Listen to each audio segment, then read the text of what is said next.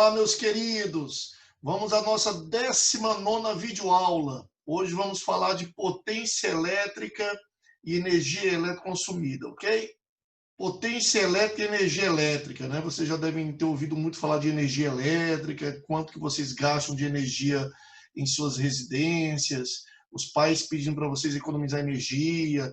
Aqui fazendo uma introdução também, painéis fotovoltaicos, né? São painéis que transformam energia solar em energia elétrica para alimentar um sistema elétrico, tá? Mas nosso objetivo principal aqui hoje é falar de potência e dessa energia consumida, tá certo? Então nós vamos direto à forma de potência, que a principal forma de potência é essa aqui. Potência é igual ao trabalho dividido pelo intervalo de tempo.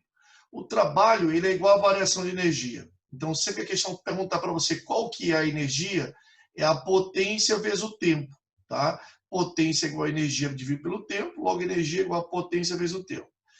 Essa potência ela é medida em watts, enquanto que trabalho é medida em joules e tempo em segundos. Então, 1 watts é a mesma coisa que 1 joule por segundo. Aqui você envolvendo as fórmulas, né, de trabalho, de potência, nós vamos chegar na principal fórmula de potência elétrica. Essa fórmula é essa fórmula aqui, POT, ou seja, potência é igual a tensão elétrica vezes a corrente elétrica. Gravem que essa é a principal fórmula. Eu gosto de chamar ela de PIO. Potência é igual a corrente vezes tensão. Então, imagine aqui uma lâmpada, né? Se ele está submetido a uma DDP, a uma tensão aqui de 1,5 volts da bateria, da pilha, né? E, por exemplo, se você tem aqui uma corrente circulando, por exemplo, de 10 amperes, então 10 vezes a tensão, que é 1,5, eu teria uma potência de 15 watts, ok? O quilowatt-hora é a unidade medida mais utilizada no mundo para consumo de energia elétrica, principalmente consumos residenciais. Então, aqui tem um exemplo de um relógio analógico. Hoje existem os relógios digitais, relógios bem mais modernos, mas o importante é entendermos o quilowatt aqui, tá? E aí do quilowatt-hora vem nós temos o watt-hora e o quilowatt-hora, né? O quilowatt-hora seria 1000 watts em 1 hora, ou seja, um consumo de uma potência de 1000 watts no tempo de 1 hora, ou seja, de 3.600 segundos, né? Então, se nós fizermos aqui esse desmembramento, como eu falei para vocês, potência é o trabalho dividido pelo intervalo de tempo, logo a energia ou o trabalho é a potência vezes o tempo. Então, se eu tenho uma potência de 1 kW, né, que equivale a 1000 watts, vezes o tempo de 1 hora, eu vou ter um consumo energético de 1 kWh. Tá? A relação entre o quilowatt-hora e o joule é dado por essa fórmula aqui, ó. Como 1 kW é 1000 watts, como eu falei para vocês, e 1 hora são 3.600 segundos, então 1.000 vezes 3.600 daria 3.600.000 joules, ou 3,6 vezes 10 a sexta joules. Então, sempre que você precisar transformar de quilowatt-hora para joules, ou você já multiplica diretamente pelo 3,6 vezes 10 a sexta, ou até mesmo criando uma rede de 3, né? 1 kWh equivale a 3,6 vezes 10 a sexta joules, tá? E tantos kWh vai equivaler a tantos joules, tá? Ou se não, se você não quiser gravar, decorar, aí você vai lembrar que você pode trabalhar aqui com a dedução da unidade medida. O quilowatts é 1000, o quilo é 1000, você sabe, em qualquer circunstância. Esse prefixo quilo vale 1000, né? 1 quilograma, 1000 gramas. Então, 1 kilowatt, 1000 watts, vezes 1 hora, que são 3.600 segundos, você vai chegar também nesse número de 3.600.000 joules. Valor nominal. É importante vocês entenderem esse conceito de valor nominal. O caso do valor nominal, o que acontece? Muitos aparelhos elétricos, ele vem lá com um valor nominal. Por exemplo, você compra um chuveiro e lá diz o seguinte, especificações, tá? 4.400 watts, 220 volts. Isso quer dizer o quê? Esse valor nominal não necessariamente ele vai ser exatamente o valor real. Existe uma diferença entre valor real e valor nominal. Esse valor nominal é um valor, tá, que o fabricante está dizendo o seguinte para você. Se esse chuveiro for ligado numa tensão de 220 volts, ele vai produzir uma potência de 4.400 watts. Mas não necessariamente a tua tensão vai ser 220. Então, se essa tensão for menor, se você ligar o chuveiro numa tensão menor que 220, essa potência vai ser menor que 4.400. Bem como se você ligar o chuveiro numa tensão maior que 220, essa potência vai ser maior que 4.400 watts, podendo inclusive levar à queima do chuveiro. Então, o valor nominal nada mais é que um valor de referência. O valor real depende de como o aparelho for ligado. Se ele for ligado, é claro, na tensão que se deve, ele vai ter como potência real aquela potência nominal. Mas esses valores podem divergir. Efeito Joule, mais uma vez aqui vendo o conceito de efeito Joule, vamos mais uma vez, né, relembrar. O efeito Joule nada mais é que o atrito dos elétrons livres ao percorrer um condutor metálico. Quando esses elétrons livres percorrem um condutor metálico, eles enfrentam uma resistência elétrica e ao se atritar, eles geram calor. Então, em tese, você está transformando o movimento dos elétrons em calor, ou seja, energia elétrica em energia térmica, calor. Tá? Então, o efeito Joule nada mais é que isso. Lembrem sempre que nos resistores, tá? Todos os resistores transformam exatamente a energia elétrica em energia térmica, ou seja, através do efeito Joule. Por exemplo, o chuveiro elétrico, o ferro elétrico, tá? o forno elétrico, o secador de cabelos, a lâmpada incandescente. Nós já falamos sobre isso algumas vezes, tá certo? Aqui nós temos também, né, a potência elétrica, nós já falamos para vocês da fórmula principal, a fórmula potência igual a tensão vezes corrente, mas se nós relacionarmos ela com a primeira lei de Ohm, nós também podemos chegar nessa fórmula aqui, ó. Potência igual a resistência vezes o quadrado da corrente, ou seja, potência igual a RI ao quadrado. Também temos essa outra fórmula, relacionando também ela com a primeira lei de Ohm, eu também posso chegar nessa fórmula aqui. Potência igual ao quadrado da tensão dividido pela resistência. Então, na prática, nós vamos ter três fórmulas para trabalhar o cálculo de potência. Uma delas é o π, potência igual a corrente vezes tensão. A outra é o PRI ao quadrado, potência igual a resistência vezes o quadrado da corrente. E a outra é potência igual ao quadrado da tensão sobre a resistência. E temos uma outra forma também, se nós relacionarmos a forma da energia ou trabalho, que é igual a potência vezes o tempo, e substituirmos a forma de potência pelo RI ao quadrado, e vou chegar nessa nova forma. Então, a energia também pode ser dada pelo produto entre a resistência, o quadrado da corrente vezes o tempo. Essa é a parte teórica desse capítulo. Nós vamos agora resolver o praticando para nós entendermos melhor essa teoria com a resolução de exercícios, tá certo? Então vamos lá, vamos resolver nossos testes da página 324 sobre o capítulo de potência elétrica. Primeira questão do praticando. Duas lâmpadas são idênticas. Entretanto, uma delas, a área de secção transversal do filamento é maior que a da outra. Se ambas forem submetidas à mesma DDP, qual delas brilhará mais? Então vamos entender. Eu tenho duas lâmpadas que elas são idênticas, né? Porém, uma delas, a seção transversal do filamento, o filamento é onde vai ter o efeito Joule, né? Lá no filamento tungstênio, onde vai ter o efeito Joule, uma delas o filamento, a seção do filamento é maior, ou seja, uma delas o filamento é mais grosso, na outra o filamento é mais fino, tá? Se ambas elas forem submetidas a uma mesma DDP, qual delas brilhará mais?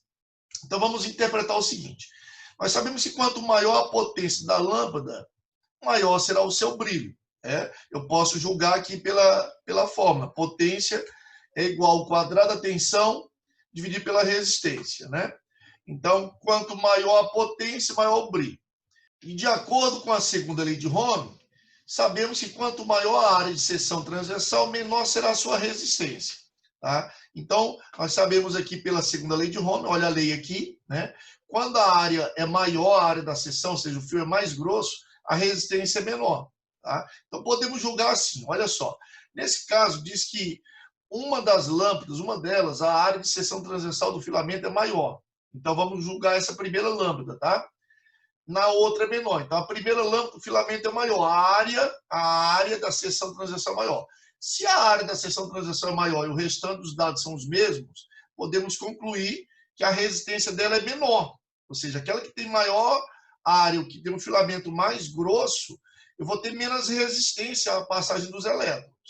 Consequentemente, se eu tenho menor resistência, eu vou ter o quê? Uma maior potência, um maior brilho, né? Então, eu consigo julgar pelas duas leis, por essas duas fórmulas, exatamente isso. Eu sei que a potência é inversamente proporcional à resistência, ou seja, quanto maior o brilho, menor a resistência da lâmpada, e sei que a resistência é inversamente proporcional à área. Aquela que tem um filamento mais grosso vai ter menor resistência, tendo menor resistência vai ter maior brilho. Consequentemente, podemos concluir que a lâmpada que vai ter o maior brilho será a primeira lâmpada, ou seja, aquela de maior área de seção transversal, ok? Então, esse é o primeiro resultado, a resposta à primeira questão. Vamos à segunda, uma questão da UFO, né? Então, dois ferros de passar roupas consomem a mesma potência. Então, veja que está afirmando que eles consomem a mesma potência. O primeiro foi projetado para ser utilizado em uma tensão, tá? Em uma tensão de 110 volts, enquanto que o segundo para uma tensão de 220. Nas condições projetadas de utilização dos ferros, é correto afirmar aqui. Então, primeiramente, vamos lembrar que a energia consumida ela só depende de dois fatores, da potência e do tempo. Se os dois ferros consomem a mesma potência, se os dois ferros consomem a mesma energia, né? Os dois ferros de passar roupas consomem a mesma potência, mesma energia, tá? Então, o primeiro foi projetado para ser utilizado uma tensão de 110 volts, enquanto que o segundo para uma tensão de 220 volts. Nas condições projetadas de utilização dos ferros, é correto afirmar. Primeiramente, como a potência é a mesma, né, então sabemos que a energia consumida pelos dois ferros é a mesma. Então, olha só o que afirma aqui. O consumo de energia será maior para o primeiro ferro e a corrente que percorrerá o primeiro será maior do que a corrente que percorrerá o segundo ferro. Primeira coisa, vamos lembrar sempre, né? Eu já passei muito essa teoria de resposta ao item para vocês de Enem. Isso é um detalhe importantíssimo para Enem. No Enem, nós temos que marcar a alternativa mais correta. Tá? Então, eu tenho alternativas que vão, né, nos confundir, porque tem alternativas que são parcialmente corretas, tem delas que tem 3 scores, 2 são corretos, então é quase completamente correto, mas sempre vai ter alternativa completamente correta. Né? Então, primeira coisa, vamos lembrar, sempre dividir as minhas alternativas, os meus itens, em scores. Tá? Então, por exemplo, nessa letra A, o meu primeiro score está aqui. Ó. Aqui já foi feita uma pergunta. Perdão, já foi feita uma afirmação. O consumo está afirmando que o consumo de energia será maior para o primeiro ferro. Né? E depois eu tenho um segundo score, já é uma segunda afirmação. E a corrente que percorrerá o primeiro será maior do que a corrente que percorrerá o segundo ferro. Detalhe, essa alternativa só estará correta, este item só estará correto, tá? Se ele estiver completamente certo, ou seja, se todos os scores forem corretos. Então, se o primeiro ou o segundo score for falso, ou os dois, essa alternativa é eliminada. Então, é uma dica que fica aqui, um macete para vocês irem eliminando as alternativas, que muitas vezes a gente não tem uma certeza absoluta da resposta, mas você consegue encaminhar muito bem, eliminando várias alternativas, tá certo? Então, vamos julgar. O primeiro e o segundo item, o primeiro e o segundo score, o primeiro e o segundo tempo do item A. Então, como falou no começo, o consumo de energia será maior para o primeiro ferro. Já está errado. A própria questão já diz que os dois consomem a mesma potência. Eles consomem a mesma potência, que eles consomem a mesma energia, tá certo? Então, esse item, esse score já está errado. Se esse score está errado, gente, nem precisaria julgar mais o segundo score. Você já elimina a letra A, tá? Mas eu vou julgar o segundo score para vocês entenderem também. Eu também tenho a outra forma, que é a forma de potência, que é a forma do pio, né? Então, veja só, a questão diz que eu tenho a mesma potência, mas diz que o primeiro ferro é ligado em 110 volts, veja que as tensões são diferentes. Enquanto que o primeiro ferro é ligado em 110, o segundo é ligado em 220. Como que se eles estão em tensões diferentes, eles vão ter a mesma potência, como afirmou no item? Porque a corrente é diferente. Então, aquele que tem no segundo ferro, que eu tenho o dobro da tensão, eu vou ter metade da corrente. Por exemplo, se a corrente no primeiro ferro for 2 amperes, 2 vezes 110 volts, daria uma potência de 220 watts. Então, no segundo, a corrente seria só 1, porque 1 vezes 220, eu teria os mesmos 220 watts, ou seja, a mesma potência para os dois ferros. Então, para compensar a tensão do segundo ferro, a corrente dele só é metade. E olha o que diz o segundo score da letra A, do item A. A corrente que percorrerá o primeiro será maior. Não. Sim, perfeito. A corrente que percorrerá o primeiro, porque como o primeiro tem uma tensão menor, ele vai ter o dobro da corrente. Então, a corrente que percorrerá o primeiro ferro será maior do que a corrente que percorrerá o segundo. Tá? Então, veja que, né, nesse item aqui está correto, o segundo score está correto. Mas se o primeiro score está errado, me torna o meu item errado, né? Torna o meu item A errado. Vamos para o segundo item agora, para o item B. Vamos dividir os scores. Novamente, eu tenho dois scores, dois termos. Ó. O consumo de energia será o mesmo para os dois ferros. Essa é uma primeira afirmação. E a corrente que percorrerá o primeiro será maior do que a corrente que percorrerá o segundo. Segunda afirmação. Então, dois scores. Os dois precisam estar verdadeiros. Vamos julgar o primeiro. O consumo de energia será o mesmo para os dois ferros. Tá? Perfeito. Como a potência é a mesma, eu vou ter o mesmo consumo para os dois ferros. Então, primeiro, score verdadeiro. Agora, o segundo. A corrente que percorrerá o primeiro será maior do que a corrente que percorrerá o segundo. Lembra que eu falei que é exatamente isso? Ó. Como a tensão do primeiro é menor, a corrente dele é maior, porque são grandezas aqui inversamente proporcionais para me manter a mesma potência. Então, o segundo score correto. Logo, a alternativa correta é a letra B. Eu já achei a correta, pronto, vamos para a próxima questão. É claro, se você tiver dúvidas, julgue as outras também, tá? Porque você pode chegar a uma outra conclusão. Então, vamos fazer aqui para ver o que está errado na letra C e D. Então, no item C, eu também tenho dois scores, já separei aqui os dois scores, e diz que no primeiro score, que o consumo de energia será maior para o segundo ferro. Tá? Então, tem pessoas que vão pensar, por ter uma tensão maior, que eu vou ter um maior consumo. O consumo não depende da tensão, e sim da potência. Como ele falou que ele tem a mesma potência, né, os dois ferros têm a mesma potência, é porque ele compensou a tensão com a corrente. Então, esse primeiro score está errado. Já o segundo diz que as correntes elétricas que percorrerão cada ferro serão iguais. Não. Se as correntes fossem iguais, a potência do segundo seria maior. E diz que a potência é a mesma. Então, está errado também. E a letra D? Divide em dois scores, o consumo de energia será o mesmo para os dois ferros, correto. E as correntes elétricas que percorrerão cada ferro também serão iguais. Errado. Então, veja que o item mais errado é a letra C. No Enem, na teoria de resposta ao item, quem marca a letra C, tá, faz menos pontos do que quem marca a letra D ou a letra A. Tá? Veja que a letra A começa errada e termina certo, enquanto que a letra D começa certo e termina errado. Mas a alternativa correta, mesmo o item correto, é a letra B, que começa certo e termina certo. Né? Cuidado com a letra D. Esse item tende a iludir muito, o item A, tende a iludir muito o candidato. Por quê? Quando ele termina certo, a tendência nossa é se iludir pelo final. Então, quando a frase termina corretamente, você tende a, às vezes, se iludir. Por isso que é importante separar os scores e julgar score a score, tá certo? Então, a segunda questão nós temos como alternativa absoluta o item B de bola. Vamos agora para a terceira questão. Um ferro de passar roupa de 1.100 watts, ele é ligado à rede elétrica de 110 volts.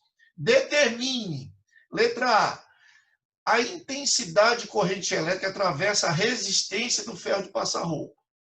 Então, nós temos como dados nominais aqui, a potência do ferro, que é 1.100 watts, pela unidade de medida, nós sabemos que é potência, e a tensão, volts, a tensão ou DDP, 110 volts. Como a letra A nos pediu para calcular a corrente, eu já tenho o P e o U, eu vou achar a corrente pelo π, pela fórmula principal de potência. Então, aplicando a fórmula do π, tá, eu vou ter potência 1.100, já substituindo as informações, né, e a tensão 110, logo eu vou chegar a uma corrente de 1.100 dividido por 110, eu vou ter uma corrente de 10 amperes. Então, essa é a resposta da letra A. Já a letra B pediu para você calcular a resistência elétrica do ferro de passar roupa. Eu vou fazer por essa forma. Por quê? Agora eu já calculei a corrente, tá? Tenho a potência, eu acho a resistência. Mas detalhe, eu também poderia fazer, já que eu já tenho agora o I, eu poderia fazer pela primeira lei de Ohm, o RI. Eu já tenho o U e o I. E também poderia fazer por mais uma outra fórmula, a outra forma de potência, que é a potência igual ao quadrado da tensão sobre a resistência, porque eu já tenho potência e tensão também. Então, veja, como você já tem tensão, potência e corrente, tá? Você consegue achar a resistência por qualquer uma das outras três formas, independe de qual delas. Mas eu vou fazer pelo PRI ao quadrado. Então, isolando a resistência, que nós queremos calcular a resistência, vai ficar a potência, o quadrado da corrente passa dividindo. Então, a potência é de 1.100 e a corrente é 10, nós já calculamos na letra A. Então, 10 ao quadrado dá 100, 1.100 dividido por 100, eu vou ter uma resistência igual a 11 ohms, tá? Então, a letra B temos como resposta resistência igual a 11 ohms. E a letra C, qual é o consumo de energia se o ferro de passar roupa for utilizado por 2 horas? Então, vamos lá. O consumo de energia você calcula por essa fórmula. Energia igual a potência vezes o tempo. Qual que é a potência do aparelho? Do ferro de passar roupa? 1.100 watts. Quanto tempo ele ficou ligado? 2 horas, segundo a letra C, ele fica ligado por 2 horas. Eu quero saber o consumo de energia dele por 2 horas. Então, 1.100 vezes o tempo, 2 horas, eu vou ter um consumo de 2.200, né? 1.100 vezes 2, 2.200. Olha a unidade de medida, gente, ó. O watts vezes hora, o watts hora. Só que, normalmente, o consumo de energia é medido em quilowatts-hora, assim como é medido nas companhias energéticas, né? É assim que elas cobram. Então, normalmente a questão vai querer que você calcule em quilowatts-hora. Então, como você sabe que o quilo é 1.000, você pega esse 2.200 e divide por 1.000. Então, eu vou ter 2,2 mil watts-hora, ou seja, 2,2 quilowatts-hora. Então, essa é a energia consumida pelo ferro em 2 horas. Quarta questão, uma questão com um diagrama, com gráfico. O comportamento de um resistor ohmico, já afirma que o resistor é ohmico, veja que a resistência dele é constante, não vai variar. Esse comportamento do resistor foi mostrado no gráfico da DDP em função da corrente elétrica. Veja aqui me mostra a DDP, me dá a DDP em volts, e aqui me mostra a corrente em amperes. Determine a potência elétrica dissipada pelo resistor para uma tensão de 180 volts, né? Então, ele quer saber qual que é a potência do ferro quando ele for ligado em 180 volts. Veja que o gráfico não me mostra um 180, me mostra 144. Então, o que eu vou fazer primeiramente? Primeiramente, eu vou calcular a resistência desse resistor ohmico, porque se ele é ohmico, a resistência dele não varia, né? Então, independente da tensão, eu vou ter sempre a mesma resistência. Então, se na tensão de 144 volts eu tenho uma corrente de 6 amperes, logo a resistência desse resistor é de 24 ohms. Como a resistência dele não muda, agora eu vou jogar na forma de potência. Então, eu quero saber na tensão de 180. Então, 180 ao quadrado, tensão ao quadrado, dividido pela resistência, nós já calculamos pela primeira lei de Ohm, que é 24. Então, eu vou chegar a uma potência de 180 ao quadrado dividido por 24, 180 vezes 180, eu tenho 32.200, eu repeti aí, né? Era 32.200 dividido por 24, que vai dar uma potência, tá, desse resistor de 1.350 watts. Então, essa é a resposta da quarta. Quinta questão.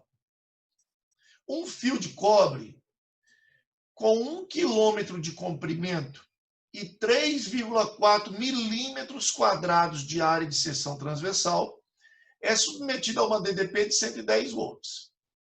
Considere a resistividade elétrica do cobre igual a 1,7 vezes 10 a menos 2 Ohm vezes milímetro quadrado por metro. E determine a potência elétrica dissipada por esse fio. Então, nós temos como dados: o fio de cobre tem comprimento 1 quilômetro, área de seção transversal 3,4 milímetros, tensão 110 volts e resistividade 1,7 vezes 10 a menos 2. Então, qual que é a potência elétrica dissipada por esse fio?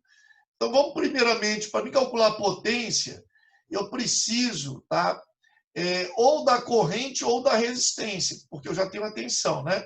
Se eu já tenho a tensão, eu preciso de tensão e corrente, ou de tensão e resistência, ou de resistência e corrente.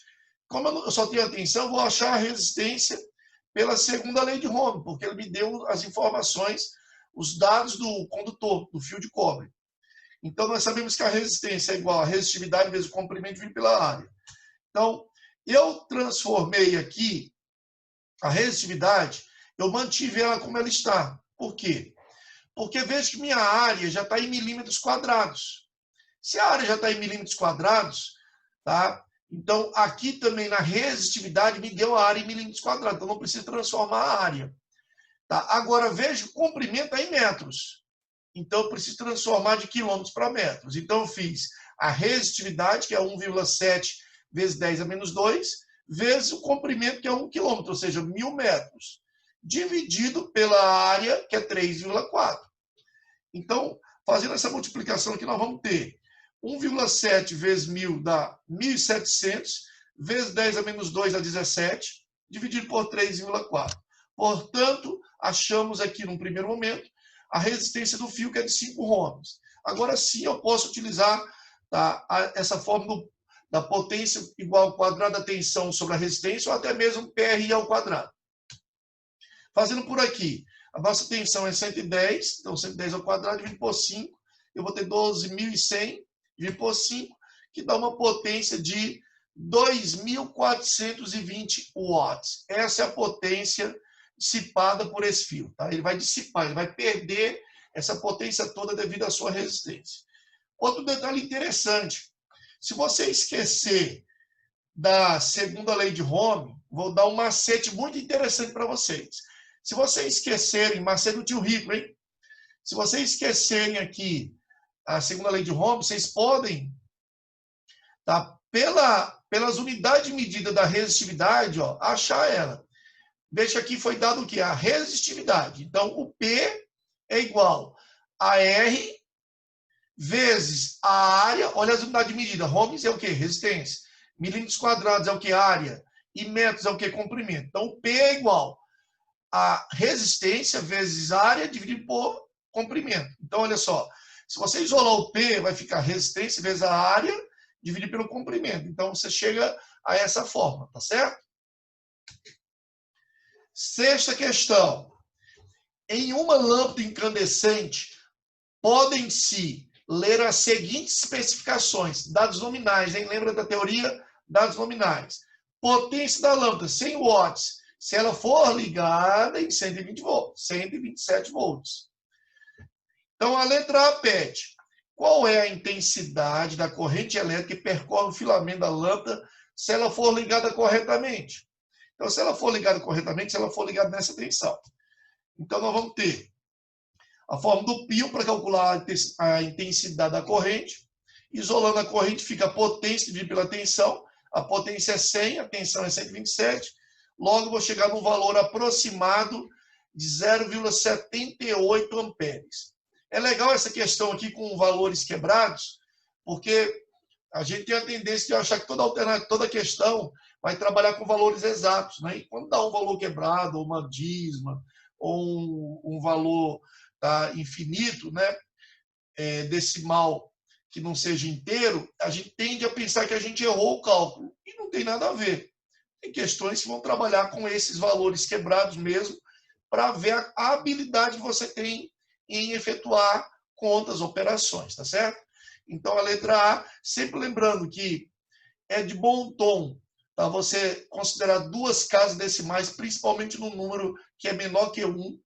Então, pelo menos duas casas decimais.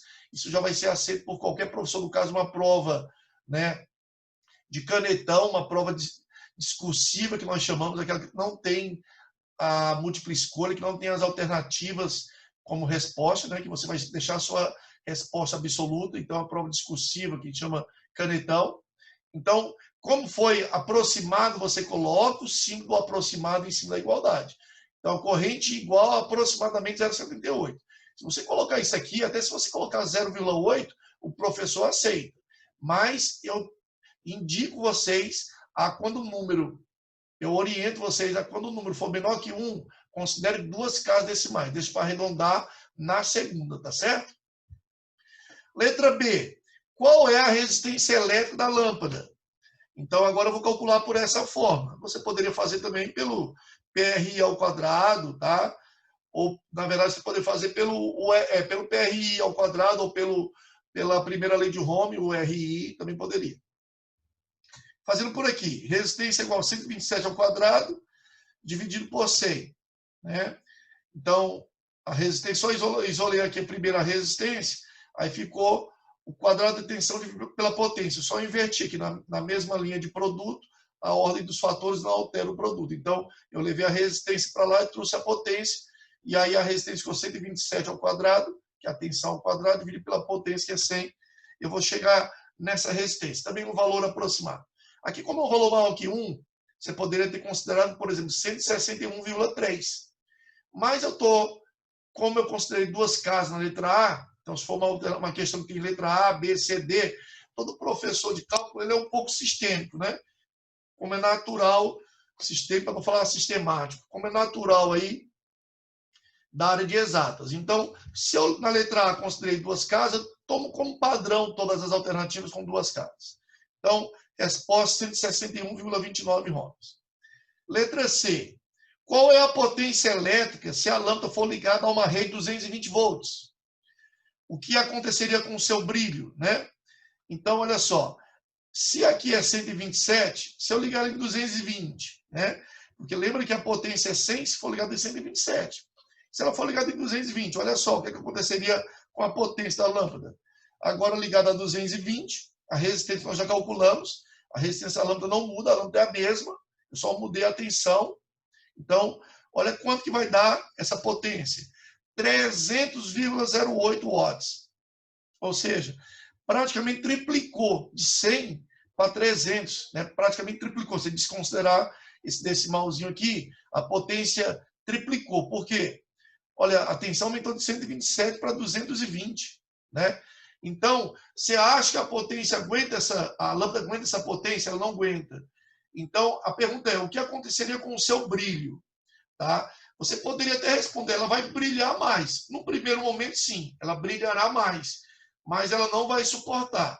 Então, é provável que ela queime. Tá? Então, a gente colocaria assim como resposta.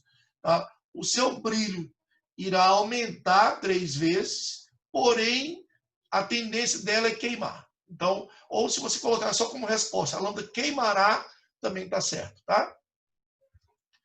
Letra D. Qual é a intensidade da corrente elétrica que atravessa o filamento da lâmpada se ela for ligada em 220? Então, lá na letra A, nós calculamos para 127 volts. E agora para 220. Então, vamos calcular novamente. Eu vou ter uma corrente que praticamente dobra de valor. De 0,78 ela vai para 1,36 aproximadamente. Então, a corrente 1,36 amperes. Tá certo? Sétima questão. Na tabela a seguir estão listados alguns aparelhos elétricos presentes em muitas residências. A potência nominal de cada um deles e o consumo mensal médio. Tá? Então, foi listado os aparelhos, a potência nominal deles e o consumo mensal médio deles. Considera a tensão da rede 110 volts. Tá? Então, pedi para considerar a rede com 110 volts. E determine. Letra A. Qual a corrente elétrica que passa em cada aparelho? Então, vamos calcular. Nós sabemos que para calcular a corrente, eu vou utilizar a fórmula do Peele, né? Porque eu já tenho a potência e a tensão, que é 110. Então, a corrente, você sabe que é só pegar a potência e dividir pela tensão. Então, eu vou colocar aqui a resposta da letra A já aqui na tabela para a gente ganhar espaço, tá? Então, no caso da televisão, olha só, a potência é 110, dividido pela tensão, que é 110. Então, eu vou ter a corrente da TV igual a 1 ampere. Já da geladeira, 90 dividido por 110. A corrente da geladeira vai ser aproximadamente 0,8 amperes. Do chuveiro, 3.500 dividido por 110. Aproximadamente 31,8 amperes. E do ferro de passar, 1.000 watts dividido por 110 volts. Vai dar aproximadamente, do ferro de passar, 9,1 amperes. Então, tá aí estão aí as correntes que a letra A pediu. Letra B. Qual o custo mensal do consumo de energia desses aparelhos? Considere que o custo seja de 43 centavos por quilowatt-hora. Então, veja, gente, aqui ele já me deu o consumo mensal de cada aparelho. Né? Então, de acordo com o tempo que cada um ficou ligado, né, ele já me deu aqui o consumo. Então, vamos somar toda essa energia consumida, da televisão 16,5, mais a da geladeira 30, mais a do chuveiro 70, mais a do ferro de passar 12, dá um total 122,5 kWh. Essa é a energia consumida total. Se a gente multiplicar, tá, o custo, você vai multiplicar o kWh pelo custo kWh, que na questão diz que é de 43 centavos. Né? A SEMA hoje deve estar em torno de 90 centavos, 80, 70, varia muito. A última vez que eu vi estava em quase 70 centavos. Nesse caso aqui, 128,5 kWh, vezes o custo de cada kWh, que é 43 centavos, vamos chegar a um valor, a um custo total de R$ 55,26. Então, essa é a resposta da letra B. E a letra C pede o consumo mensal em joules. Então, como nós temos o consumo de 128,5 kWh, e você sabe que o kWh é 3,6 vezes 10 a sexta, 3,6 vezes 10 a sexta, ou 3.600.000 joules, então multiplica 128,5 vezes 3.600.000, que vai dar 4,6 vezes 10 a oitava joules. É uma resposta aproximada. Então, a energia em joules consumida total no mês foi de 4,6 vezes 10 a oitava joule. Eu vou resolver mais uma questão do DH, tá bom? Eu vou entrar aqui no DH. Lembrem sempre que todas as questões, isso é uma coisa extraordinária que nós temos no material SAI. Todas questões, desde o novo Enem, desde 2008, todas as questões do Enem, tá? Todas elas têm, vocês têm um QR Code, que é uma tecnologia, vocês colocam o leitor de QR Code, a questão vai explicar, o professor vai explicar ela para vocês, tá certo? Então, sempre que for questão do Enem, vai ter QR Code, e se você não entendeu, primeiro tenta resolver, não entendeu, vocês têm a tecnologia aí do SAI para ajudar vocês. Então, eu vou responder essa para vocês também.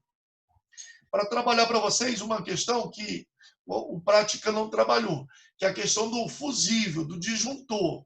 O disjuntor, nós vamos lembrar que eu já trabalhei essa teoria com vocês, é um dispositivo de segurança, tá certo? Esse dispositivo de segurança, que é o disjuntor, tá? Ele é muito cobrado no Enem, porque as residências, as casas, elas precisam muito desses disjuntores, desses dispositivos de segurança. Então, nós precisamos entender essa questão. Vamos ler aqui essa primeira parte da questão. Como toda questão do Enem, ela vai ser contextualizada, tá? Então, nós vamos ter aqui uma primeira parte da questão só de blá, blá, blá. Então, vamos lá. Quando ocorre um curto-circuito em uma instalação elétrica, como na figura, veja que eu tenho aqui encenando um fogo, um curto-circuito no chuveiro, aí diz que a resistência elétrica total do circuito diminui muito, estabelecendo-se nele uma corrente muito elevada. Então, Se eu não tivesse um dispositivo de segurança, que seria o disjuntor, tá? Eu ia ter uma corrente muito elevada, podendo levar um risco de vida, ou no mínimo uma descarga elétrica para essa pessoa que está tomando banho. Então, por isso, ele vai justificar aqui a questão do disjuntor.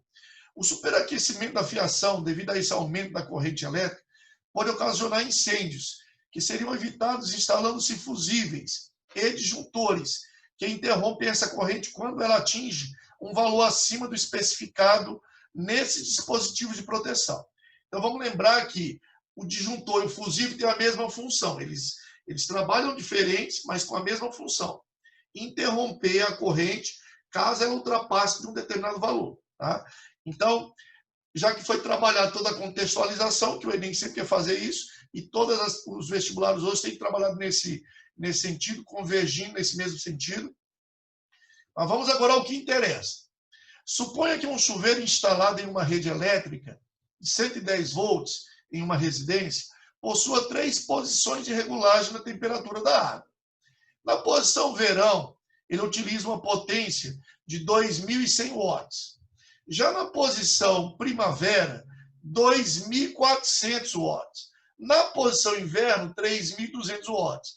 Veja que o chuveiro tem, com certeza, tem a função desligada também, né? Que é para a água sair fria. Ele tem uma primeira potência, uma segunda potência intermediária e uma mais elevada, para quando você quer aquecer mais ainda a água. É claro que nessa potência mais elevada é onde vai circular mais corrente. Então, quando ele te pede, deseja-se que o chuveiro funcione em qualquer uma das 3 posições de regulagem de temperatura, sem que haja riscos de incêndio. Qual deve ser o valor mínimo adequado do disjuntor a ser utilizado? Então, veja só, eu não estou pedindo qual a corrente que vai passar no chuveiro. Eu estou querendo saber qual disjuntor eu vou utilizar. Então, para isso, nós vamos utilizar, veja os dados que nós temos aqui, né? Nós temos a tensão, a menor potência, a potência intermediária e a maior potência, né? Como ele quer que o disjuntor deixe o chuveiro funcionar nas 3 posições, eu tenho que dimensionar esse chuveiro, tá, para um disjuntor que aguente essa carga aqui. Então, eu tenho que trabalhar com a maior potência, onde eu vou ter maior corrente. Se eu calcular com o menor, eu vou utilizar um disjuntor subdimensionado e ele não vai aguentar quando eu colocar o chuveiro na posição inverno. Vai disparar o disjuntor e não vai aquecer minha água.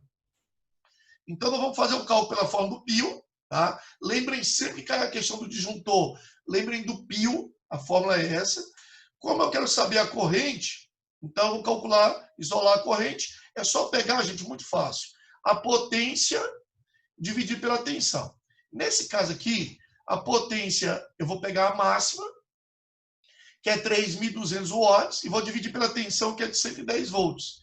Logo, eu vou chegar num cálculo da minha corrente de 29,09 amperes. Então, veja só, se eu tivesse a alternativa aqui, 29 amperes, você não ia marcar ela.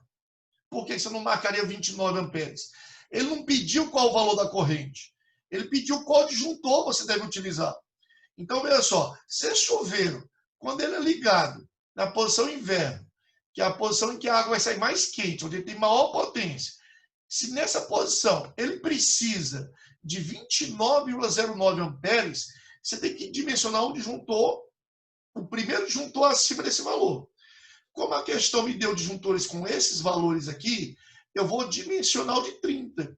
Tá? Por que o de 30? Porque o de 30 vai deixar o chuveiro funcionar nas 3 posições, inclusive na posição inverno. Mas se eu tiver qualquer problemazinho de energia, um curto-circuito ou coisa semelhante, que poderia trazer um risco de incêndio, até mesmo um risco de descarga elétrica para a pessoa que está tomando banho, né? No que subiu um pouquinho a corrente, o disjuntor com 30 ele já dispara. Então, ele é um disjuntor de segurança, ele vai disparar, desligar o sistema para você não correr riscos. Entenderam? Então, se esse resultado aqui eu tivesse dado 30 ou 31, vamos se eu tivesse dado 31, você não poderia dimensionar um disjuntor de 30. Então, se desse 30,01, você ia ter que colocar o de 40. Tá certo? Então, essa é a grande dica de hoje. Tá? E até uma próxima oportunidade, meus queridos. A alternativa correta aqui é a letra B. Fiquem com Deus e até a próxima.